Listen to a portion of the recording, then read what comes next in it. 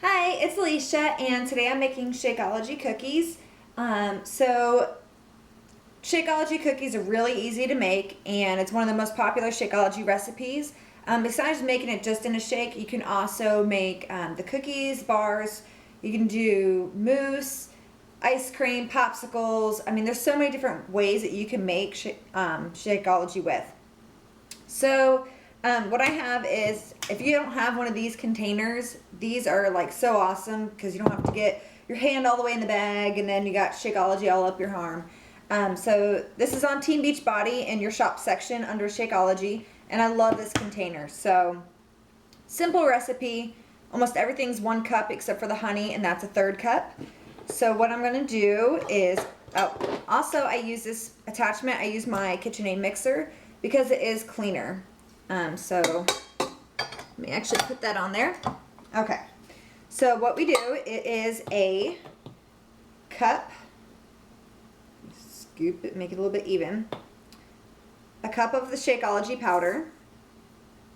Okay, pretty simple, you just squeeze and it does get Shakeology powder everywhere sometimes. Alright, so, and then you do a cup of oats. Get in there.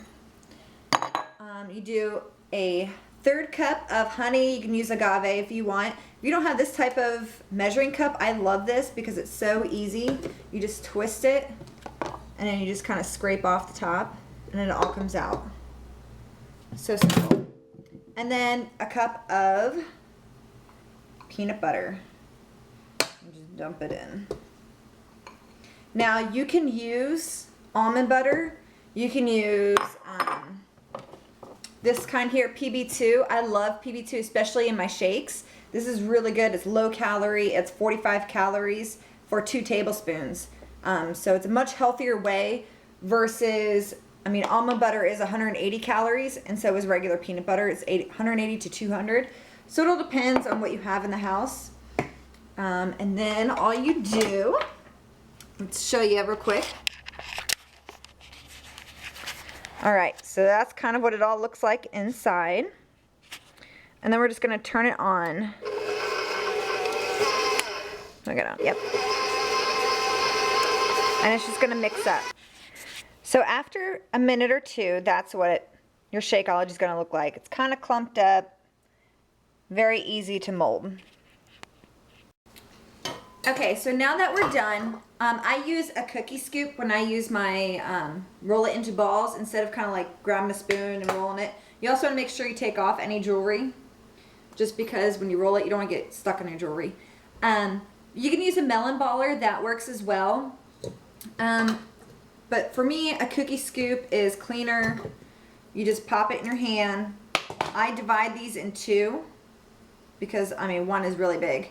And you just roll it in your hand. Now you can actually coat these in other stuff. You can do coconut flakes, you can do graham crackers, you can do anything else, powdered sugar, I don't know. But you can coat them if you want. But I like to eat them just plain. So that's what they look like. You can see. And then I just stick them in a little container. And these will make a lot. My kids love these. And then if it starts to crumble a little bit, you either want to add just a little bit of honey or a little bit of peanut butter and then remix it up a little bit, just because those oats aren't all the way wet and need that mixture to stick. Now these are about 80 calories a cookie, so you don't want to eat like a whole handful, you know, even though they do taste really good.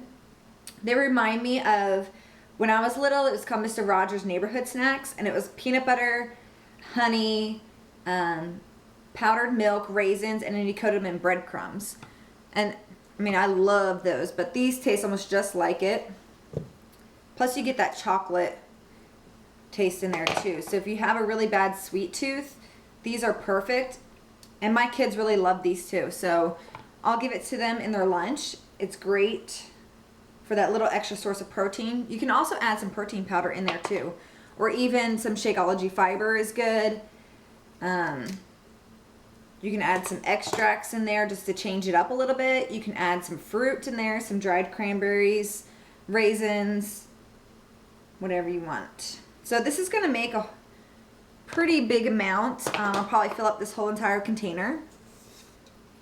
And then what I do is I stick it in the fridge. So you wanna stick it in the fridge for at least an hour or so, just to firm up, and then I leave it in the fridge. And then I'll let my kids, they go in and they just eat one whenever they want to. And it helps as well for staying full longer. If you're in the snacky mood, you just grab one. And these are really good. I want to eat one right now. But I'm going to let it freeze first in the fridge. All right, well, if you have any questions, you can always email me at, and or find me on Facebook. You can do facebook.com/Alicia Rose Fitness is my fan page. And I have tons of recipes and stuff on there. So if you ever need help, just let me know and I'm here to help you. Shine bright like a diamond.